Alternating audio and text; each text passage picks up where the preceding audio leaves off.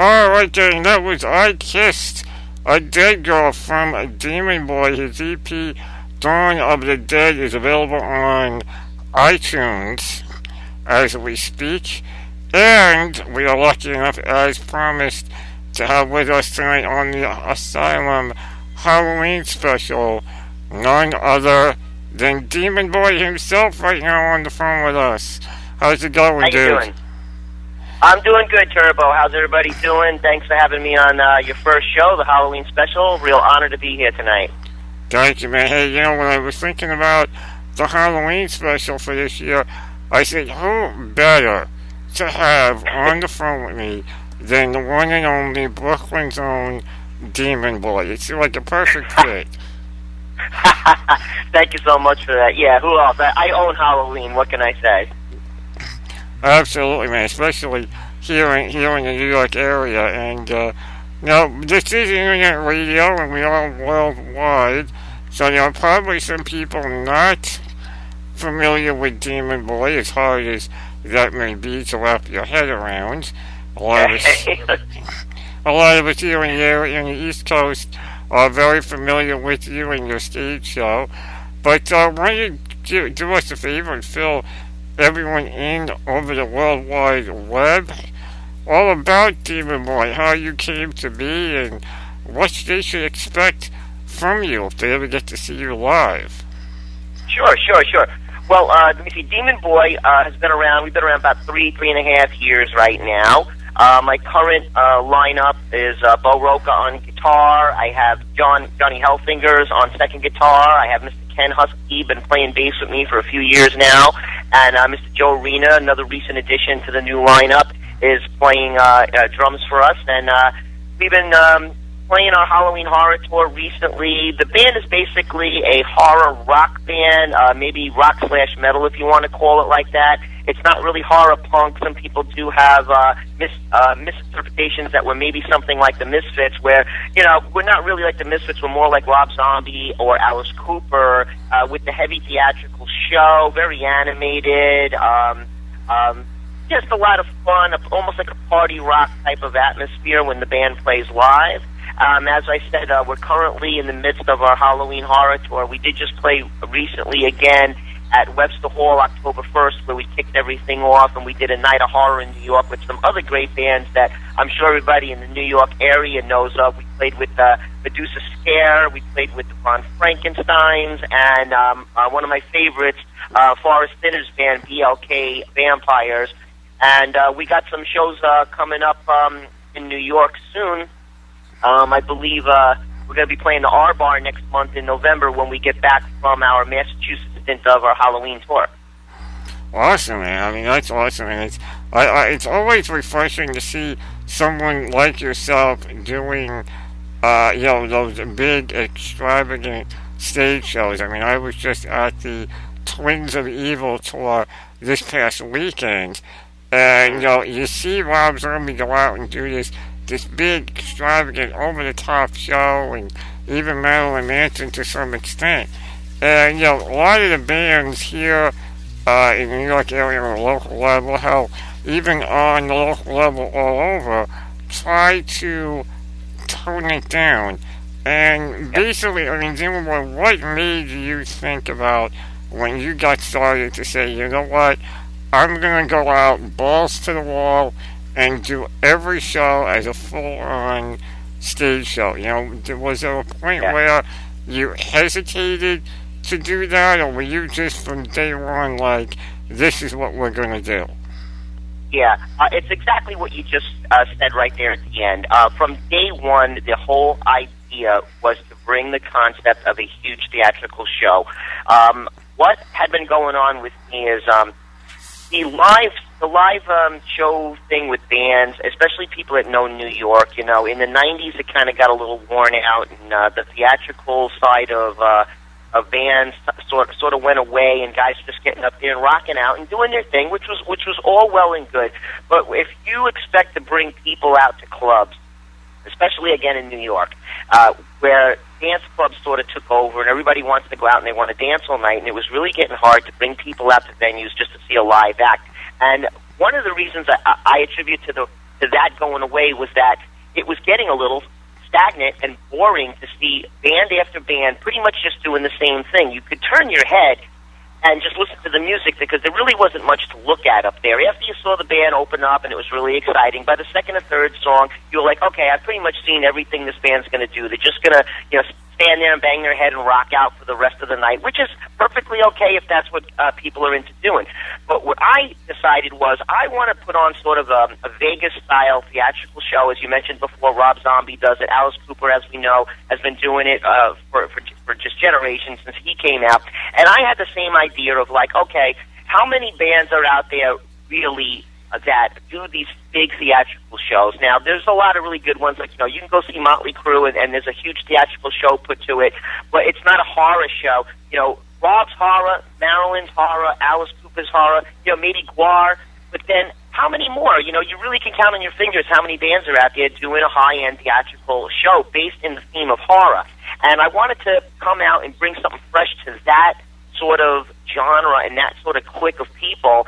And what I wanted to do was cross over a little bit where it wasn't just all about the horror. If you've been to one of our live shows, and Turbo, I know you've been to several of them. We played your muscular dystrophy benefit concert last year, which was total blast and a total honor just to be at that show. What I try to do with Demon Boy is kind of borrowing from a lot of different sort of styles and melding them all into one sort of show. So you get a little bit of metal, you get a little bit of rock, you get a little bit of party rock, and maybe you get a little bit of comedy. People that have seen me live know that in between the songs, I'm sort of like a game show host. I'll actually, telling jokes and I'm laughing, and people are saying, wow, this is the Demon Boy. I thought he was all, hell-bent from leather over here, and that's not always necessarily the case. While I've got the badass image, I'm actually pretty funny on stage, and I like to get the audience to be involved in the show, laugh along, and feel like they're having a good time from the minute we start to play to the minute we do our last song. I just want everybody to feel like they were just at a party, and they have an experience by watching the show. They just don't go and see, hey, that was a good band. They actually say, wow, that was something that I experienced, and I want to go have that same fun again. It's like going to a Halloween party every time you come to see a Demon Boy show. That in a nutshell is what it's like if you come check out the band live. And I would like to add that just the other day, we released a new video that was recorded at the Webster Hall show this last October, and that's of our new song called This Halloween. If anybody wants to get a small taste of what the Demon Boy live show is like, go to my YouTube channel, which is youtube.com/Demon Boy Band, and check out the new video right there. And of course, it's on all of our Facebook pages and Reverb Nation. Yeah, absolutely. And I checked out. It's a great track. I look forward to you guys dropping it on iTunes. Is there a plan to drop it on iTunes as a single, or is it going to stay as kind of an exclusive video on YouTube? Okay, there was a bit of a rearrangement in our schedule with that. We did have plans to go in and record a studio version of it, but unfortunately, we couldn't get it in time to release it for the Halloween season, which I wanted to do, obviously. So we decided to pre-release the video just so the fans could get a taste of the new song. And again, I wanted to tease the people that have never seen Demon Boy live with a little bit of what this live stage show was like. So yes, there's a whole album in the works right now, which is taking quite a bit longer than we had previously scheduled, but there will be a new Demon Boy album coming in the near future, and This Halloween will appear on the album along with about 9 to 12 other songs. Oh, nice. So you're really making a big jump from your debut EP. I mean, that had 5 songs on it. So you're really making a jump. You're kind of doubling that number. And well, that's exactly right. If people know our demo CD that was out, which features, I believe there's only 4 or 5 songs on that was Party to the Grave and Born Dead were on that first demo, and then the latest album, The Dawn of the Demon, with the one you were just speaking of, which has got I Kissed a Dead Girl on it, and Cemetery Girl, and Little Red Riding Bitch. Yeah, the way I was putting out the albums was, I have a phrase I like to say, all killer, no filler. If I can't write a song that I feel is potentially what I would say a hit song, I don't want to put it on the album, so I only put out the 4 and 5 song albums because I want to give the gold. I want to give the best of the best, and it also leaves a little bit of tease and a little bit of mystery to everybody. It leaves them wanting for more. So now, by the 3rd album, I said, okay, this is where I'm going to give everybody everything I got. I'm going to write them 9 to 12 songs, each song as good or better than the next one, and blow out a whole album of a dozen songs and show everybody that we could do a full-length album and make every song something enjoyable and something that was a total Demon Boy experience with each tune. Good. I mean, and that's always great to hear. I mean, you bring up the idea of, all killer and no filler, and there are a lot of people that, feel like some of the bands nowadays are doing too much filler and, not enough good solid tunes. I mean, I'm a big fan of a lot of music, even though that Demon Boy from conversations we've had backstage at some of the shows that I've been to of yours. And, I hate when I get an album from a band that has, 3 or 4 1.5 minute instrumental or random, random noise tracks that really don't connect the album. Because then if you're someone like me who likes to have his music with him on the go in your iPhone, you want to be able to just kind of drag it, drop it, and go out the door. And, pretty much, yeah. Yeah, and then you get an album where you put on shuffle and you get this 1 minute thing where you go, well, what was that? Exactly. Well, the way I see it with that is, artists are different. There are a lot of artists that just want to write their music and just try to show everybody, this is me, this is what I do. Now, that's a totally fine way to go about it, but in the Demon Boys case, obviously, people know I'm really trying to sell this act and really trying to market this act, and if you're going to try to run with those dogs right there, you have to have what we said, all killer, no filler. I mean, I could sit there and write 30 songs and show everybody the low-end side of my writing and say, here's some other songs, if you like this, you like it. That's not how I do it, though. I sit there and I study my songs and I listen to them 1,000 times before I put them down on the tracks, and I go, would I want to hear that song again and again and again and again? And I say yes. And if I play it for some of my friends and they go, oh my God, I can't get that song out of my head, I know I got a winner right there. That's when you got the pop hit. That's when you got the song that's going to be catchy, and that's what I like to do. Like, I Kissed a Dead Girl, runaway hit from the album. I mean, because it's just so kitschy, it's really cool, it's very different, it reminds people of old Black Sabbath, without saying that it was a complete rip-off of Black Sabbath. No, I was influenced by Black Sabbath, which all musicians and all artists should be influenced by their idols and the people they grew up with.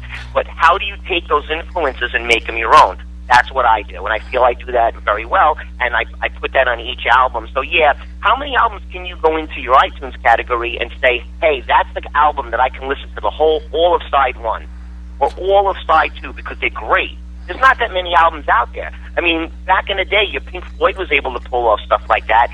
Even Led Zeppelin, every now and then you could listen to the whole side of the album and say, oh, great song on the entire side.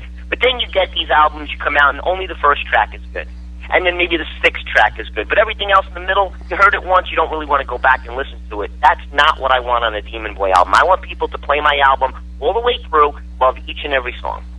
Yeah, and I think one of the other things, too, when I first got my hands on Dawn of the Demon was I kind of laughed at the first track of I Kissed a Dead Girl because I believe at the time that you put it out was when Katy Perry had her big single, I Kissed a Girl. And right. I kind of looked at it and I went, that's a great idea, not only as a song, but even on a marketing level, to take it to that level, because you got everyone who's like me that may not be a fan of Katy Perry and go, you go on iTunes and you see I Kissed a Girl up and down iTunes, and then suddenly you see I Kissed a Dead Girl, and you go, hey, wait a minute. Right, what's that? That's it in a nutshell, what you said there. That's what you call an attention getter. That's what I wanted to do. And actually, when I did write I Kissed a Dead Girl, that was the foremost thing in my mind was I was writing it and Katy Perry's song was out and it was a big hit. And I thought it was funny. And no disrespect to Katy Perry, you know, hey, more power to everybody that writes hit singles, that's making a living off of it and making $1 million off their singles. Hey, a lot of it, that's what it's about. A lot of guys do this because they just love playing music and they don't care whether they make a living at it. They just want to show what they do. Me, I want a little bit of both worlds. I want a little from column A and a little from column B. I want to put out my stuff and I want to show everybody what I do, and yes, I want to make a living off of it. So I Kissed a Dead Girl, yes, it was meant to be campy and serious, and I think I walk that fine line of campiness and seriousness very well, because while you think it sounds funny and you think it's macabre and you're thinking, oh, what's this going to be? It's probably going to be something really silly. You listen to it and you realize that it's very serious. It's a really good rock and metal song, and you can get into it. Even though the words are a little campy and very macabre, the song still seems to have substance about it, and the same thing with all of our songs. Again, on the same thing, Little Red Riding Hood.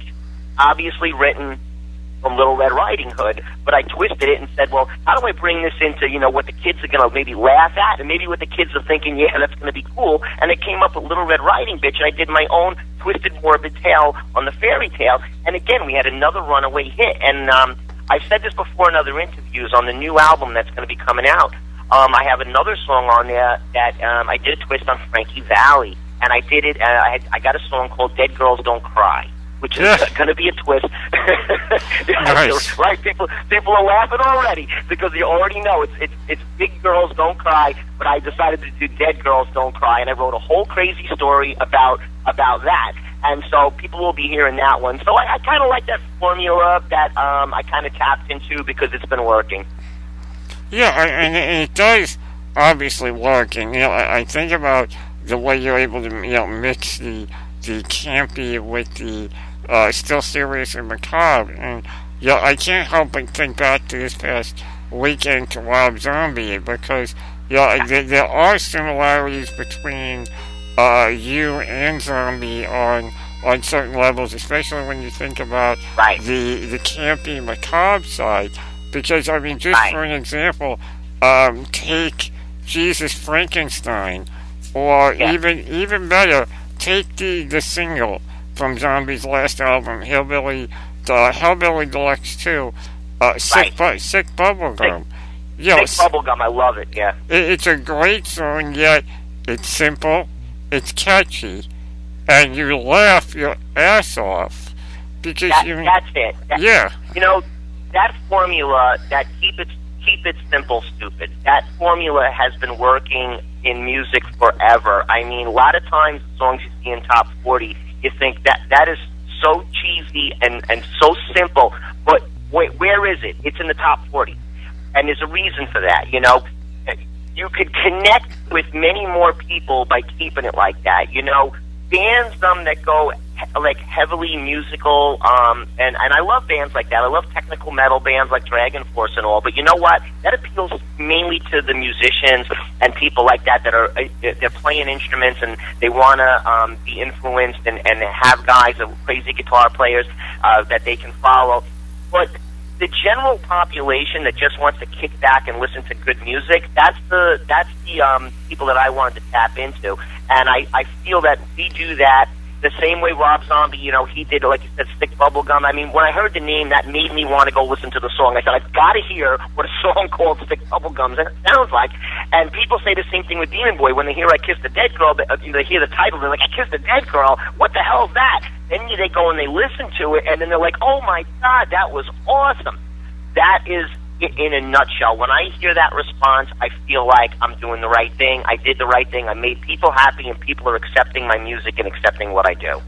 Yeah, and that's really what it boils down to. I mean, like you said, everyone keeps it simple. And, you know, like you said, there are the musicians and those who are in the radio business, like myself and others, who are always on the lookout for something like a Dragon Force, where you see, you know, the dedication to the music, something like a Demo Bourgeois, where you can Right. see the dedication to the music. But unfortunately, the majority of the general music audience want Yep. something that they can listen to, hear it the first time, and listen to it over and over again. It's why you've got, Exactly. it's why Kiss is known. I'm a Right. big Kiss fan. I love Kiss. Everyone knows how much of a Kiss fan I am. But I will not play rock and roll all night because it is overplayed because of how Exactly. simple it is. Yeah, I agree. I agree. I mean, that's pretty much it. If you're trying to break into the music industry the way I am, I'm trying to get noticed, and getting noticed, in your own backyard is one thing, and you could be a big fish in a little pond like that, and you could say, hey, we're real popular in New York, but you want to know what? You could be popular in New York, and nobody in L.A. has ever heard of you, and even if you become big in New York and L.A., nobody in London has heard of you.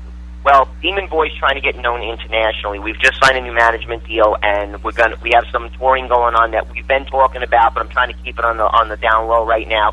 We're going to be touring out of the country, and we're breaking Demon Boy international, and that is a serious way of getting noticed and getting some fame and notoriety, is to get out there in the world. And I believe my music is good enough to get out there, to get on radio stations around the world, and stations like Bull Spike Radio, where you guys have been playing us for some time now, and it's been fantastic. We get a great response with people that have heard us on your show, Turbo. It's just like, you got to set your goals from the beginning. And before we were discussing this, I had set goals for Demon Boy when I created it, and we launched it, and we knew what we wanted to do. We had a 5-year plan of making sure it was going to go in the direction we wanted it to go. It has gone past our expectations. The amount of attention that we get from industry personnel and people that want to work with us and want to bring us to the next level and then the next level after that, it's all falling into place. So I feel that I've laid out the path. It's working according to plan, and you're just going to see bigger and better things coming from Demon Boy every day. Every day. Well, I mean, that's always good to hear, and you bring up a good, interesting thing I want to get your personal take on, because everyone's got their own vibe on it. You bring up that you are, going to be in the future, near future that is, taking Demon Boy overseas, international. And there's Right. that argument of the rock and metal scene, not just in the New York area, but in the States itself, is Yes. in danger. And I'm Oh, yeah. I'm one of those that says, look, it's here, it's alive, it's breathing, but it isn't as strong as it used to be. What's your take? Because you're out there almost every night, whether you're performing at a show or attending a show from someone that you know in the scene. What's your personal take on the way things are going right now? That's an excellent question, because I do got a serious opinion on all of that. Okay, here's what I've learned over the past few times, especially that I spent with the new management company who works a lot internationally. Everything is different in the other countries as it is in the United States. In the United States, and I'm not knocking any area but I'm gonna center on New York. Okay, the bars themselves really don't do much at all to promote the shows. They leave it all on the bands. Now, a lot of these bands don't have the time or the resources to do enough promoting. And it's like the bars are not taking out advertisements on radio stations and informing the general public that there is a good show going on at their club Friday night. What they do instead is they hire 7 bands to come play on a Friday night. They expect these bands hopefully each band will bring in 15 or 20 people, and the bar will have 150 people in it. But what happens? That expectation is really cut in half. Maybe 30 people actually show up to see 7 bands. You got a beat night going on, and I see it every time we play. That's why they're booking 7, 10, 15 bands in one night. I mean, it's really ridiculous. And the only reason they're doing it is to try to fill the club up with people. Now, you can't expect in this economy for everybody to have the money to come out and pay $10 and $15 to see local bands on a Friday night or even a Monday night. I've seen bars charging $12 to bring people in on a Monday night. Who, in all seriousness, think about it. You got to get your transportation to the club. You got to get inside the club, and then maybe you want to have a couple drinks. A night out to go see a band is going to be a $50 bill, a $60 bill. A lot of people don't got that kind of money anymore. So the bar's got to kind of be observant to this, and they've got to start catering to how are they going to bring these people in. They've got to do better promotion. I mean, right now, I'll tell you this. It's not everywhere. It's not in every case, and it's not in every bar. A lot of bars do try to promote. Our particular upcoming tour in Massachusetts that we're doing a couple shows up there, the promoters out there have bought in time ads. They've gotten us in magazines, in newspapers, on the local television shows. The promoters up there are doing their job. The problem is here in New York, the promoters are not doing their job. They're just attaching their name, booking bands, and trying to get notoriety like, hey, I'm the big promoter and I'm running the night this night. But what are you actually doing to sell the night? You're not doing anything. You're putting something on your Facebook page. You want to know what? Big effing deal. You know what? You need to do more. Get down on the street, go print up some posters, go print up some flyers, and get a street team and get out on the goddamn streets of New York and promote that you're having a fucking show. I mean, this is serious business here, and these people you can't just expect to go and book 7 bands and expect that 300 people are going to come flock into your bar, and then at the end of the night, the promoters all pissed off at the bands because you didn't bring in enough people. Well, you know what? That's 50% the band's fault and 50% the promoter's fault. It's both people together. Everybody needs to work together to promote a show. That's how it used to be back in the day. People used to promote shows very well. They take out advertisements on the local radio stations. This is where I think the problem is, the core of it is, and something really needs to get done in the music industry, in the local live bar scene on that level. Well, and you bring up a lot of really good points, and I know a lot of that from some of the stuff that we've done with Rock Against Sister Feet, as well as some promotional shows we've done with Bull Spike Radio, and I know others in the area who are really good at it, like Tim Martinez, better known as Tim Number 37, Johnny Cook. Johnny Cook does a good job of it. But I find, and this is just my personal thing, is that ever since the economy fell to its ass and the bars stopped doing Saturday night shows and Friday night shows, when everyone started doing Wednesday and Thursday night, I think that's when everything really started to fall apart, because it's only $10 a get in, but you're tired after work, and you've got to work the next day, and I think that had a lot to play into it. And you bring up a good point about the bars, and the sad part is a lot of the good ones are no longer around. Yeah, exactly. And on that same point, like what we were just mentioning, I played Webster Hall a few weeks ago, and we played there before. Now, we did well every time we played at Webster Hall, and that's for a lot of reasons. The shows were promoted very well by the band, and also Webster Hall has got a huge name for itself. So people come because they hear Webster Hall, and they go. So that venue, has got a good reputation. But a lot of these new bars that nobody even knows they exist, there's just not enough name there for people to go, oh, hey, I'm going to go to that bar because they always have good bands. That whole thing has gone away. There's not enough of that. So I think it's up to the bars to start promoting themselves. And again, we use that keyword promoter. When you have a promoter promoting a show, well, your name is the promoter.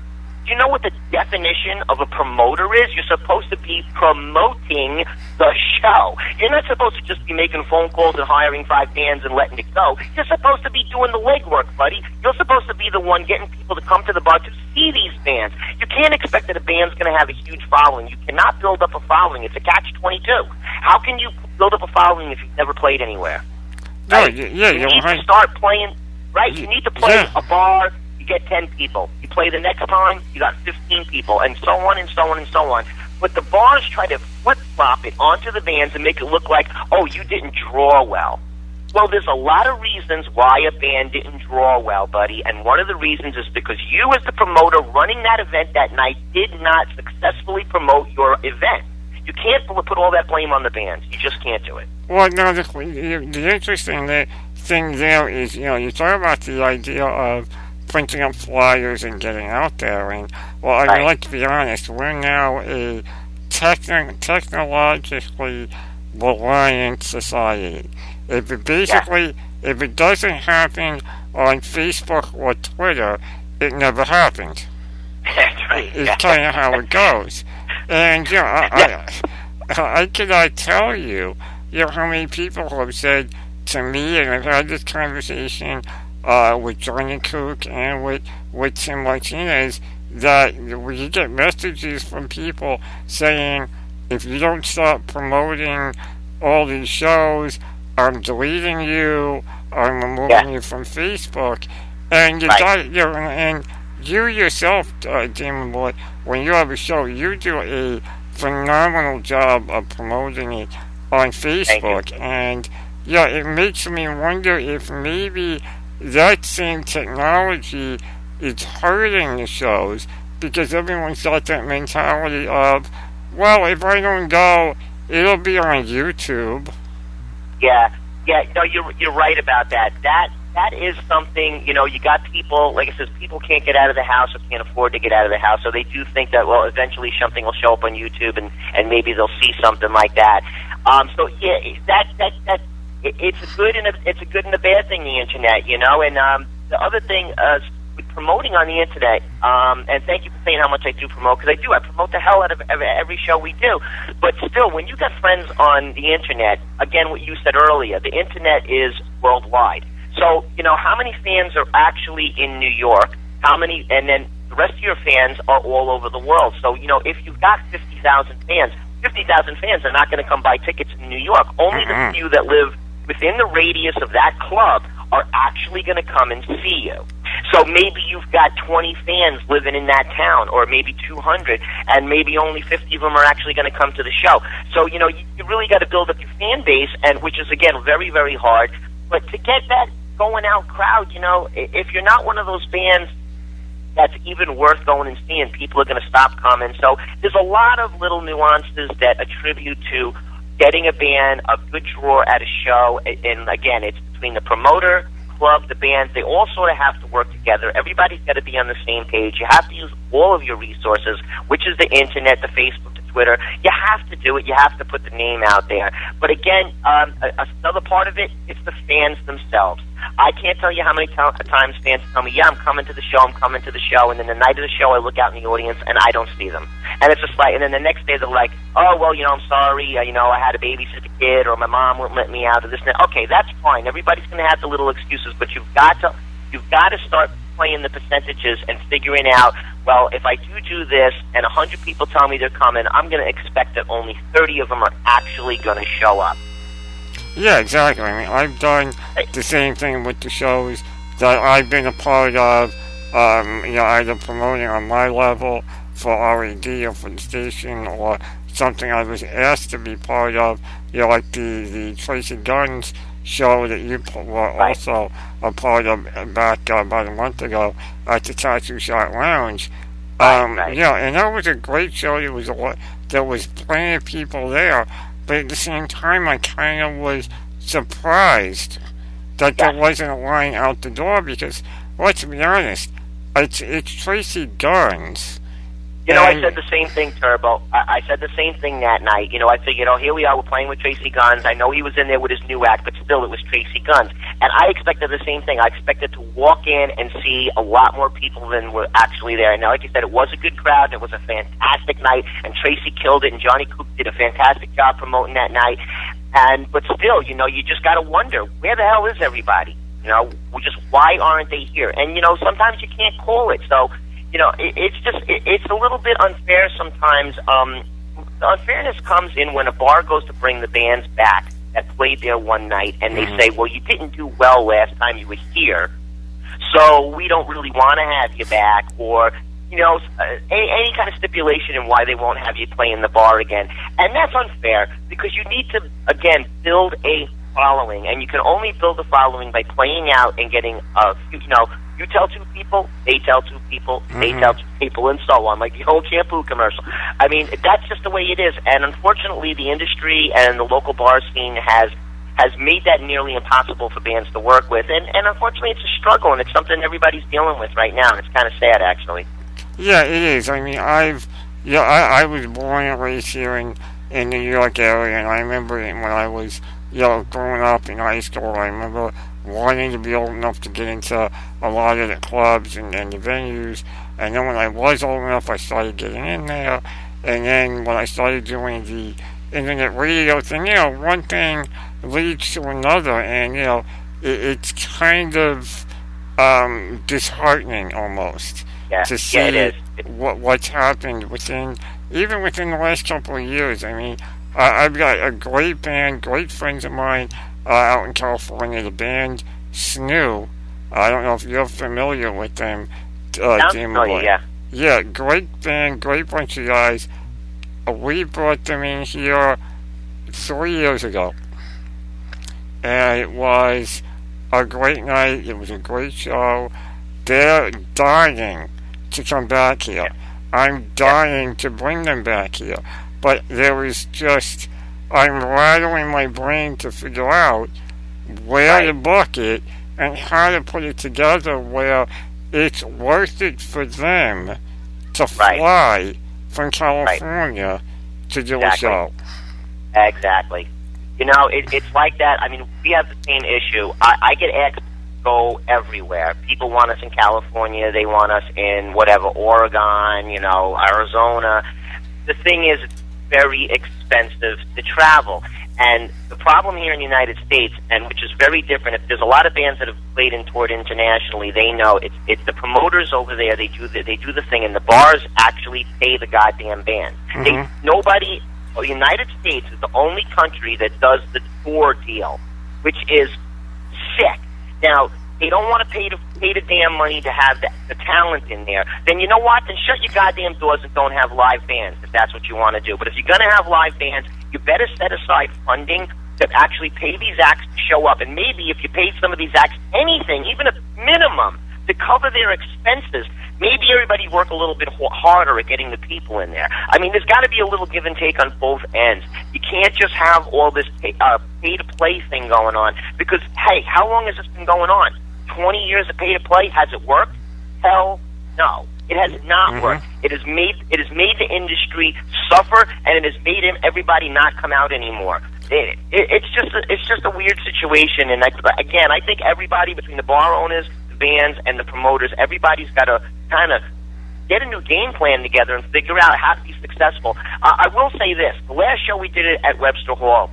That was a successful show for many reasons. I did say that Webster Hall's got a name for the bar, so yeah, that helped.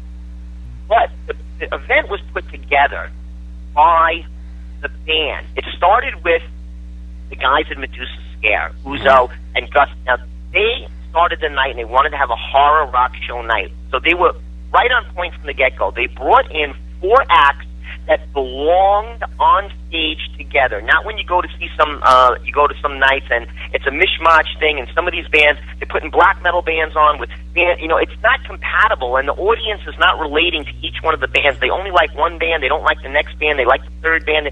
You've got to start piecing this all together and making, how do I make a successful night? It's like when you do a successful tour, why is Rob Zombie and Marilyn Manson and the Twins of Evil tour successful? Why was Alice Cooper and Rob Zombie successful? Because those two bands together, the entire audience was the same audience. So if the bars start putting together more shows where they're going to bring in the same audience who's going to enjoy each and every band, the audience is going to stay there from the first band to the last band.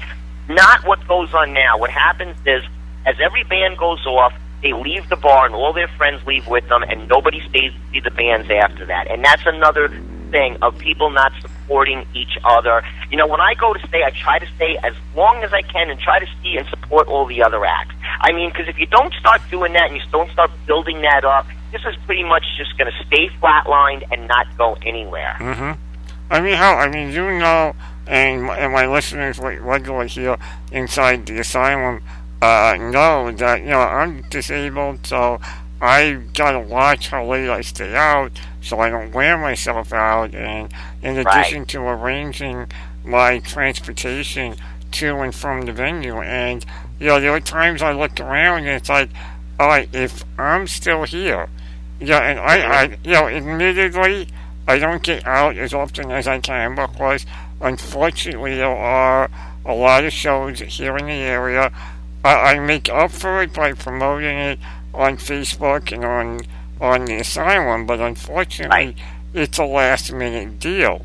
When you get a big show like the Twins of Evil or even the Big Four from last summer, everyone knew about it in advance and was able to plan. All too often I see shows put together and you get the invite on Facebook and the date is like a week from whenever you got it. And it's like, how do you plan? But then enough bitching and ranting and raving about the scene. I think we've got that one pretty well beaten down. I'm sure we beat that pretty good. I wanted to touch base, about you really wanting to pop out there, and I know you've actually managed to kind of pop out of the scene a little bit through Fox 5 here in the New York area. How did that come to be? Repeat the question for me one more time, please. The Fox 5. So your music is being... Oh, yeah. Well, I have person that does all my video work, I happen to have a connection through at Fox Television, and if you guys do watch the Sports Extra show on Sunday nights, which airs from 10:30 to 11 o'clock, you'll notice anywhere from 1 to 3 Demon Boy songs being played in the background. I mean, again, this is just sort of networking and connections. I did have a little bit of an edge there because I knew people, but how do I know those people? Because I networked my way around. And this is part of the business and part of the industry. I mean, you have to network, you got to meet people to have doors open for you. And unfortunately for Demon Boy, that was a huge door that was open. And yes, being that it's a New York station, that has, helped us out very well there, and we're actually very fortunate to have that connection and have all of that experience and the bragging rights, just to say that where our music is played. That show has about a 2 million viewing audience. 2 million people every Sunday night are hearing Demon Boy music, whether they know it or not. They're still hearing it. But how many times have you watched a movie or heard a television show and heard music in the background and said to yourself, "Wow, that's cool. I wonder who that is." Next thing you know, you're on the computer Googling, trying to find out who that is. Well, we've gotten so much action through those shows on Fox, and that's how I keep getting bigger and better things. And then through Fox Television itself and some of the people that work down there, I have gotten other shows and other deals and advantages happening through all that. Somebody at the door, Turbo? No, that's just a little bell that we have for J Scorpion. Because it is... okay. Yeah. I love DJ Scorpion. I love him, too. It's your brother, right? Yeah. Well, that's our little bell for when he needs assistance with something. He is still, unfortunately, able to speak, but we all know that does not stop him from doing his radio thing on the Scorpion's Lair, which... all my best to DJ Scorpion, for sure. Always, man. He's always a supporter of you every Sunday from 7 to 10 right here on BullSpikeRadio.com. That's great. Like I say, Demon Boy, we all love you, but that's what that bell is. We get that every now and again, not just for him to let someone know he needs assistance. Pretty cool. Now, really quick, I don't know how much time we got left. I don't want to keep you too much longer. Let me very quickly, if I can touch on the Demon Boy comic book issue number 2 has come into stock. We were taking pre-orders. It's currently in stock, so we have the comic book in there. And as we mentioned, tomorrow night I'll be in Salem, Massachusetts at Harrison Comics. We're doing an in-store meet and greet. We're giving away free autographed 8x10s. You can pick up the comic book. The whole band will be there signing autographs. Then Saturday night, we're going to be at O'Brien's in Lynn, Mass. And Sunday night, we'll be at Maddie's in Saugus with a lot of other great bands. And then Demon Boy will be back in New York November 8th, we're going to be playing. Ozzy Montanus is throwing a show over at the R Bar, and we're going to be playing there. Check the dates and the times. Go to demonboyband.com. Go to my Reverb Nation. All the tour dates are listed there. And one more thing, the Demon Boy video game, there is a Halloween level. I believe it's level 5. It's going to be out. I think it should be out by tomorrow. Also, you're going to hear the live version of our new song this Halloween played in the background. So anybody that is playing the Demon Boy video game, go pick up the new level. It's all free.